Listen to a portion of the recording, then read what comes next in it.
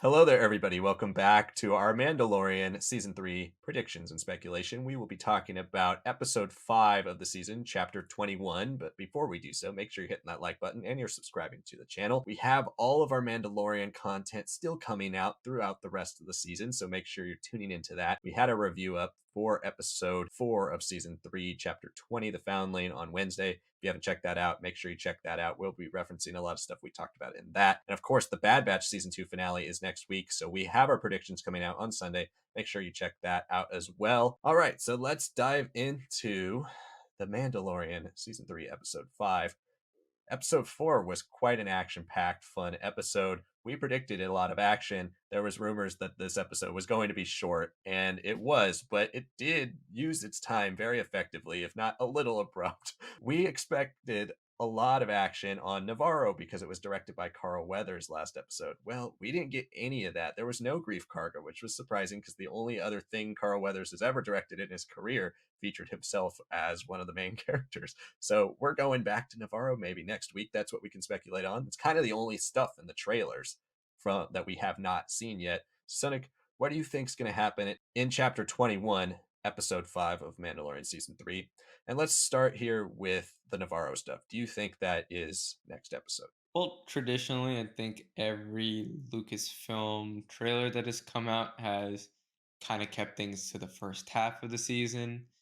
Maybe like a shot from a later episode, but they really try to stray away from that. Usually they only keep it to the first four, most of the first three, but here it's pretty obvious that we're gonna have the Navarro stuff next episode. I know we thought it was this episode, but I'm glad that it's not. Now we have at least some development for our characters. We got past that flashback. The build up and what my expectations for it have changed now, especially because of what's happened with Bo's story. She's had some moments of integration, had some moments of being with other Mandalorians. And I think it's an interesting thing because she's already had her crew when we see her in season two. She's a confident war leader. Casca Reese, Axe Woes. Analyzing some shots in the trailer, I'm pretty sure we're going to get some of her followers at least be brought back here. I don't know how exactly. I like I mentioned last predictions.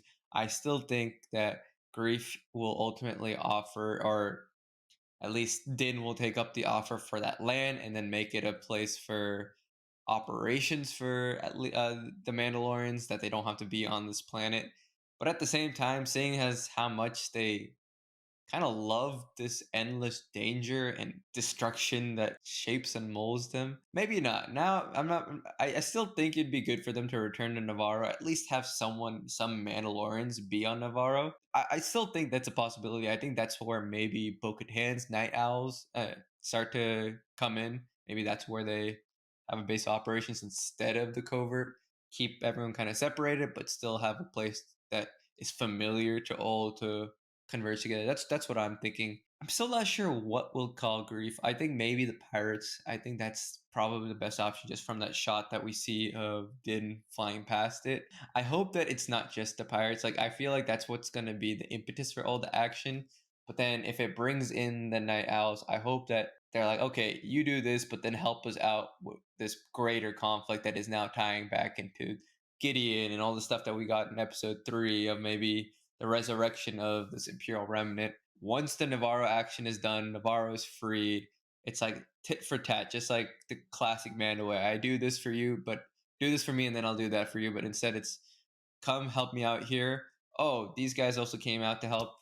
All right, now they want you to do something else, and then we jump into the greater story. I think that's the sequencing in my mind. Yeah, but that's definitely possible. I think we definitely are going to Navarro, and I completely believe it is the pirates that bring them back there from the trailers, the shots of them killing pirates, and we see like one of the pirates drop down right in front of the Anzellans, and they're like, oh, like so we have that. We're gonna get that part, and we're gonna get a big action scene with that.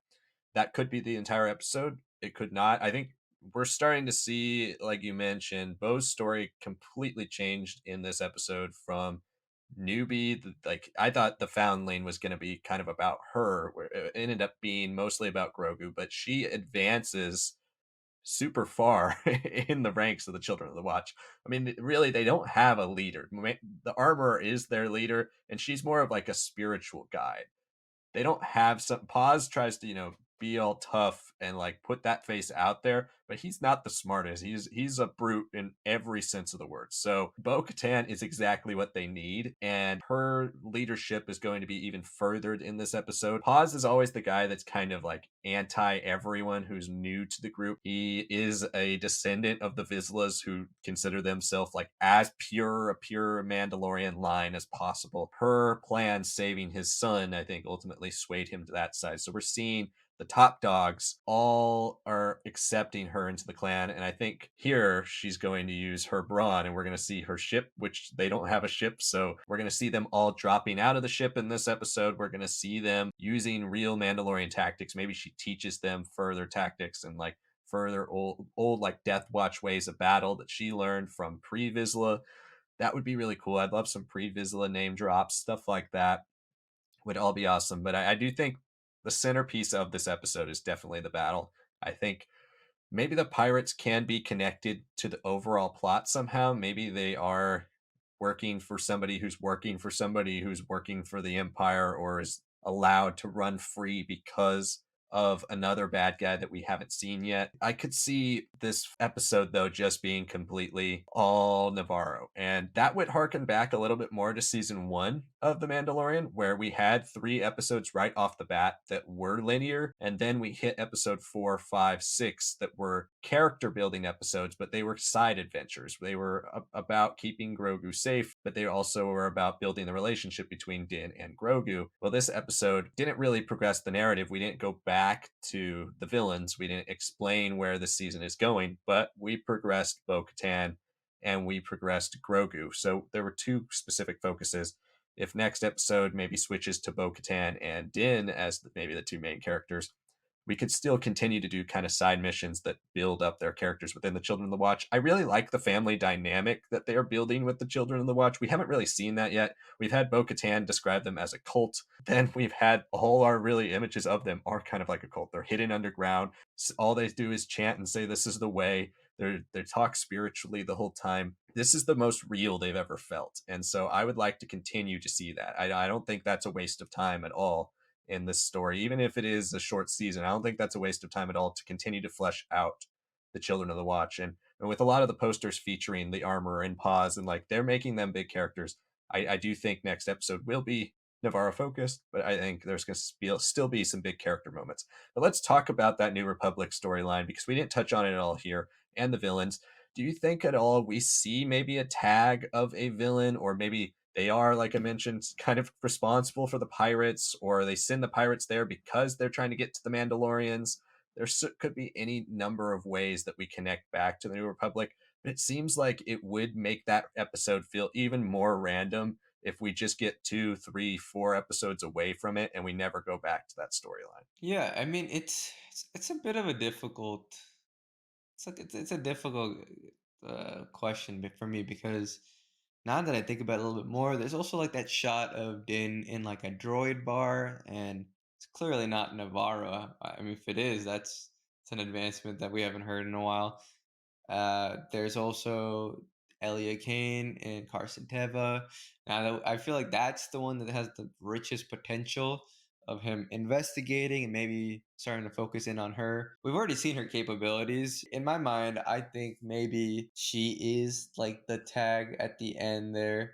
Maybe we do see, like you said, the pirates have this time been straight up hired by her or whoever's funding her, whoever's telling her what to do. I think it would be pretty interesting. I don't think that like the pirates will be like, oh, it wasn't us. Like I don't think the Mandalorians find that out. I think it would be pretty interesting if after all the whole sequence ends and they're like the Mandalorians are like, oh, we've saved Navarre, that's all great. Then we jump back to Coruscant. And then Carson Teva is like hunting down Elia Kane, who's been in contact with her higher up potentially, because I don't think you'd leave that New Republic episode just wandering out there. Like it is incredible for the First Order, hints for the fall of the New Republic, for just the evolution of this era as a whole in the sequel era.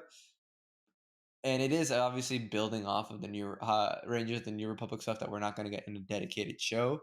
But I don't think you just leave it stranded. You at least give maybe a good chunk of like an episode 6 to that, and then you tease it in 5. For me personally, whoever is the big villain again, if it is Gideon in return, if it is someone else, you have to like at least tease us at the end of this episode because then you can give us you can give us 6, 7, and 8.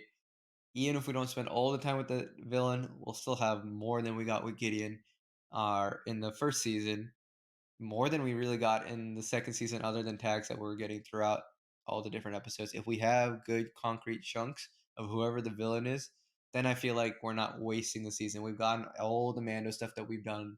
We've gotten all the setup for the era, and then we've got the big bombastic action building up, kind of in the same way that the Bad Batch has been steadily rising towards what it's really about this whole season. Yeah, that's definitely true. I think the more and more this season goes on, I do think it is in a way a setup season or a building block season. I think Ahsoka's going to be the one with the big answers, but that's not to say that what's established here isn't going to be really important for the show in the future. And like I said, I think the Mandalorian dynamic continues to be furthered, but with the New Republic elements being so closely tied in, I do think we need to get back to that storyline. Like, I don't want to give credence to the idea that last episode was random or was unimportant. I felt like it was not only extremely important for the larger mythology within the sequel timeline, within the post Return of the Jedi timeline, but it seemed very important for the connections to the Mandalorian. Those weren't just random new characters introduced, and the Mandalorian was still in that episode. So there were a lot of things that I think can nicely be tied in, maybe not necessarily this episode, but throughout the rest of the season. And as long as they're sprinkled in, I think we'll be pretty satisfied with what we get. When it comes to the pirates, I think Gorian Shard is the type of I mean, we don't get to see much of him. He looks like Swamp Thing, and all we get is like one shot of his face, but he's the type of like more goofy design of a Star Wars character that I could see him being all tough and blustery.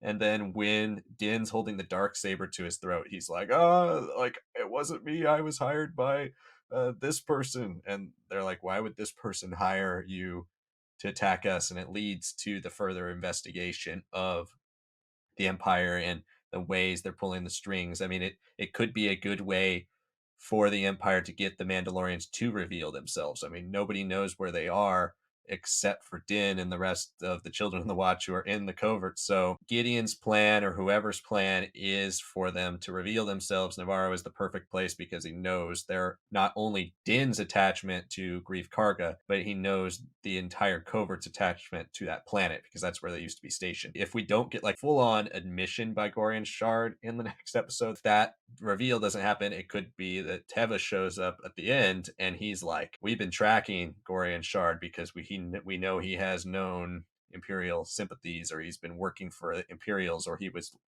let run by Imperials when the Empire was still in control." So I do think something like that would be nice to bring back that storyline. I would be a little off put with the show if we did do all New Republic episode, Mandalorian episode, all New Republic, like switching off. That's been one of the things that, while the quality of the Crosshair episodes in the Bad Batch have been high, I wish that the two storylines were a bit more tightly woven together across the season, and I want Mando to also do that too. I think these singular episodes don't necessarily tie the whole narrative together as neatly as if you can find a way to switch off and feel like both are equally important. But I think that's going to wrap up our predictions for The Mandalorian Season 3, Episode 5, Chapter 21. Let us know what you think might happen down in the comments below. Of course, check out our Bad Batch Season 2, Episode 15 and 16 predictions. It is the finale next week, so we will be talking about what we think could happen in that two-part finale. Again, if you are not watching our live streams, we do them every single Friday. So today, if you're watching this video, make sure you're checking out our live stream tonight. We'll see it. We'll put a post out for what time